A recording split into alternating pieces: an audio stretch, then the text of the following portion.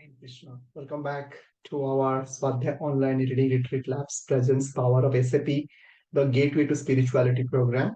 In this, we are reading Śrīmad-Bhāgavatam series every day morning and Bhagavad Gita in the evening. Okay. So, in this series, we have continued with Canto number 9, that is Śrīmad-Bhāgavatam, Canto number 9, that is the liberation. And if you do not have the hard copy, this is the hard copy. How does it look like? This is only one book for Canto number 9. So in this, we are continuing with in the last session, if you have remembered, if I go to the mind map. So we have three part of it, like verse number 1. Total it has 55 verse. And in the last session, we have completed still verse number 22. So in the video, I might have told 32, but it is 22. So the mind map has two part. Initially, we have completed up to 22 verse, and today we are going to continue from the verse number 23, right? So, just to have a recap, what we have learned so far in the first part. So, in this chapter number 10, which talks about the pastimes of the, the Supreme Lord Ramachandra. So, the first five verse we discussed, it refers to Khatavangha's lineage and prayers to Lord Rama. Then verse number 6 to 11, we talked about how Lord Rama goes for Vanavasa and Ravana kidnaps Sita Devi. In the verse number 12 to verse number 16, we have seen search for Sita and the building of stone bridge across the ocean. That part is covered there. So today we are going to continue with the same 17 to 23. That means 22 already have completed. And in this, Rama kills Ravana in the war between monkeys and the Rakshasas. We are going to continue from there. So I have the hard copy with me. If you do not have the hard copy, you can contact the nearest discount center. And it is recommended to have the entire set instead of purchasing buying one by one. Have the entire set with you, and every household should have the Śrīmad-Bhāgavatam set with them. So let's me go to, if you do not have the hard copy directly, we will go to the today's first, we're going through the Vedabase online. So from here, we will go to read verse number 23 today. So as usual, we'll be reading only the translation and a puppet. So translation goes like this. After thus rebuking Ravana, Lord Ramachandra fixed an arrow to his bow, aimed at Ravana, and released the arrow, which pierced Ravana's heart like a thunderbolt. Upon seeing this, Ravana's followers raised a tumultuous sound, crying, Alas, alas, what has happened? What has happened? As Ravana, vomiting blood from his 10 mouths, fell from his airplane, just as a pious man falls to earth from the heavenly planets when the results of his pious activities are exhausted. Purport. In Bhagavad Gita 9.21, it is said, Hine punye martya lokam vishanti. When the results of their pious activities are exhausted, those who have enjoyed in the heavenly planets fall again to earth. The fruitive activities of this material world are such that whether one acts piously or impiously, one must remain within the material world according to different conditions. For neither pious nor impious actions can relieve one from Maya's clutches of repeated birth and death. Somehow or other, Ravana was raised to an exalted position as the king of great kingdom with all material opulences. But because of his sinful act of kidnapping Mother Sita, all the results of his past activities were destroyed. If one offends an exalted personality, especially the Supreme Personality of Godhead, one certainly becomes most abominable. Bereft of the results of past activities, one must fall down like Ravana and other demons. It is therefore advised that one transcend both pious and impious activities and remain in the pure state of freedom from all designations. Sarvapadhi vinirmuktam tat paratvenam nirkalam. When one is fixed in devotional service, He is above the material platform. On the material platform, there are higher and lower positions. But when one is above the material platform, he is always fixed in a spiritual position. Sa gunan samarthya brahma bhuye kalpate. Rāvaṇa or those like him may be very powerful and opulent in this material world, but they are is not a secure position because after all, they are bound by the results of their karma.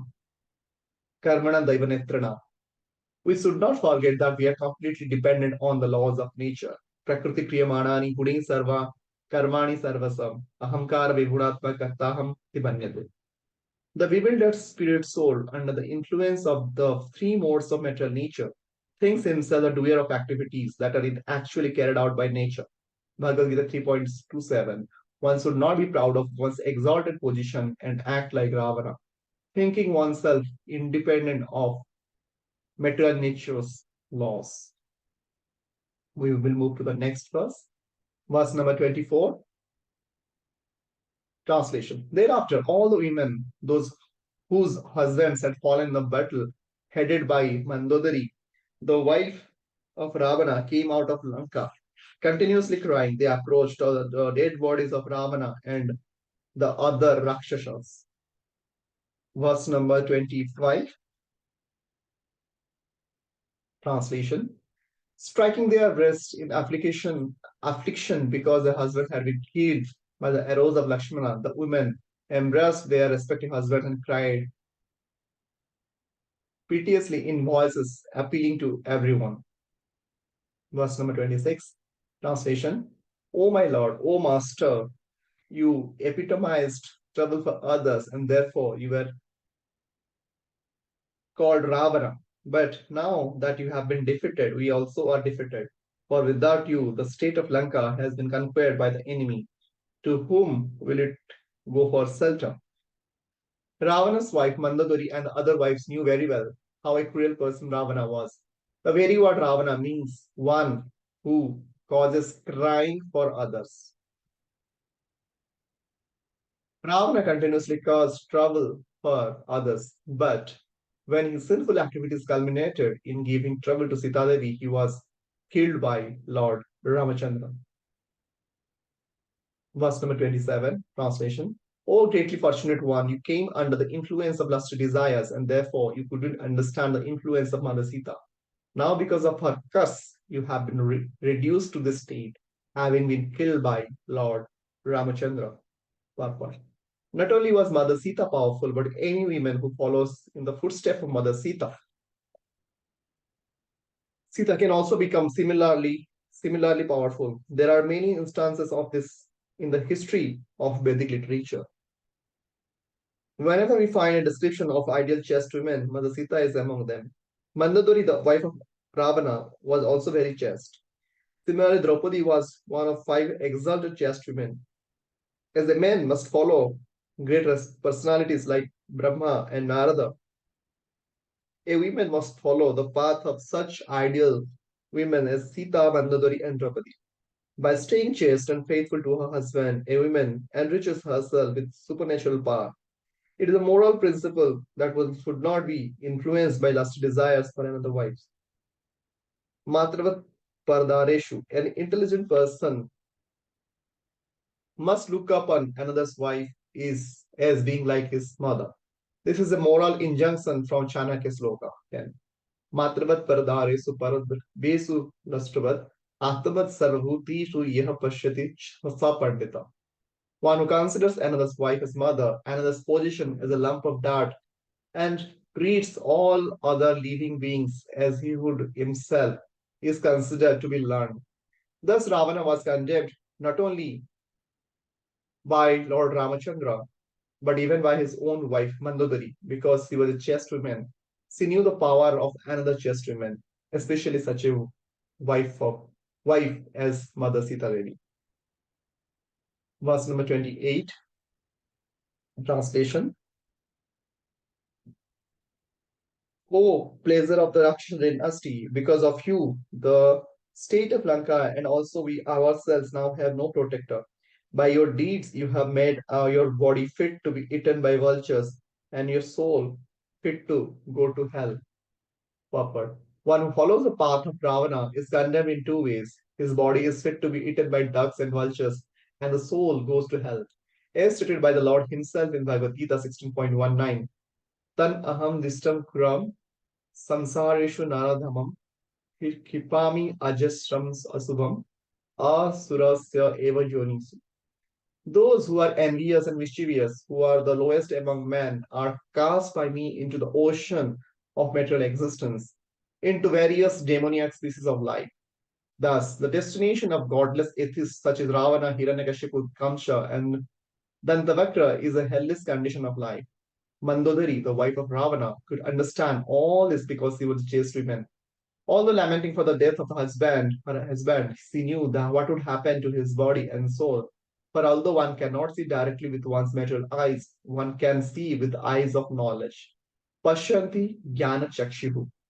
In Vedic history, there are many instances of how one becomes godless and is condemned by the laws of nature. So we'll move to the next verse. Verse number 29. Sri Sukha Uvacha. Translation. Sri Sukadeva Goswami said, Vibhishana, the pious brother of Ravana and the devotee of Lord Ramachandra, received approval from Lord Ramachandra, the king of Koshala. Then he performed the prescribed funeral ceremonies for his family members to save them from the path to hell. Purport. After giving up the body, one is transformed to another body. But sometimes, if one is too sinful, he is checked from transmigrating to another body, and thus he becomes a ghost. To save a diseased person from ghostly life, the funeral ceremony or Shraddha ceremony, as prescribed in an authorized sastra, must be performed. Ravana was killed by the Lord Ramachandra and was destined for hellish life. But by Lord Ramachandra's advice, Vibhishana, Ravana's brother, performed all duties prescribed in relation to the dead. The Lord, thus, Lord Ramachandra was kind to Ravana even after Ravana's death. Verse number 30, translation. Thereafter, Lord Ramachandra found Sita Devi sitting in a small cottage beneath the tree named Simsapa in a forest of Asoka trees. She was lean and thin, being aggrieved because of separation from him. Verse number 31. Seeing his wife in that condition, Lord Ramachandra was very compassionate. When Ramachandra came before her, she was exceedingly happy to see her beloved, and her lotus-like mouth soared her joy. Verse number 32. After giving Vibhishana the power to rule the Rakshasa population of Lanka for the duration of one kalpa,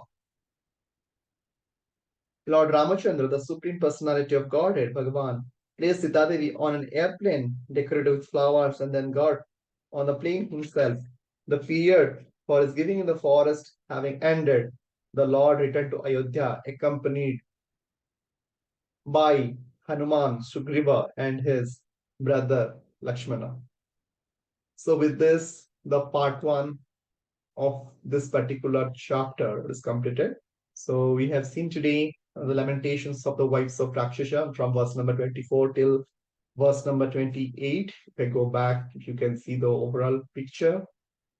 So, if you go to the ninth chapter, ninth canto, 10th chapter, and if you see, today we have covered from verse number, if you see 24 to 28, what does it cover? So 24 to 28 covers your here to here, all the lamentation part. Okay, so this part has been covered as lamentation of the wives of Rakshasas.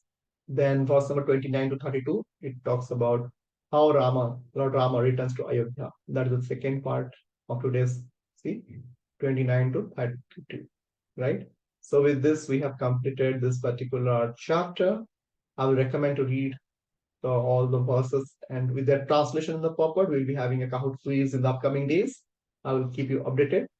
And with this, we have completed. In the next session, we'll be continuing with the verse number 33 till verse number 50. Okay, so that is where we will be going to cover next sessions.